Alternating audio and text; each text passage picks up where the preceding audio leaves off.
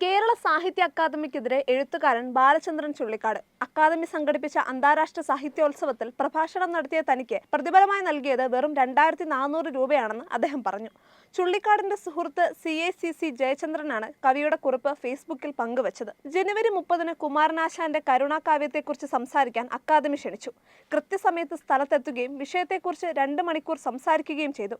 50 വർഷം ആശാൻ കവിത പഠിക്കാൻ ശ്രമിച്ചതിന്റെ ഫലമായി തന്റെ പരിമിതമായ ബുദ്ധിയാൽ മനസ്സിലാക്കിയ കാര്യങ്ങളാണ് താൻ പറഞ്ഞത്. 2400 രൂപ മാത്രമാണ് പ്രതിഫലം നൽകിയത്. എറണാകുളത്ത് നിന്ന് തൃശൂർ വരെ വാസ് ട്രാവൽസിന്റെ ടാക്സിക്ക് വെയിറ്റിംഗ് ചാർജും ഡ്രൈവറുടെ ബാറ്റയും അടക്കം 3500 രൂപ ചെലവായി. 1100 രൂപ നൽകിയത് സീരിയലിൽ അഭിനയിച്ച് താൻ നേടിയ പണത്തിൽ നിന്നാണ്. സാഹിത്യ അക്കാദമി വഴി തനിക്ക് മലയാളികൾ കൽപ്പിച്ചിരിക്കുന്ന വില 2400 രൂപ മാത്രമാണെന്ന് മനസ്സിലാക്കി തന്നതിന് നന്ദിയുണ്ട്. നിങ്ങളുടെ സാംസ്കാരിക ആവശ്യങ്ങൾക്കായി ദയവായി മേലാൽ തന്നെ ബുദ്ധിമുട്ടിക്കരുതെന്നും കുറിപ്പിൽ പറയുന്നു. എന്റെ വില എന്ന തലക്കെട്ടോടെ പങ്കുവച്ച കുറിപ്പിലാണ് ഇക്കാര്യം വ്യക്തമാക്കിയത്.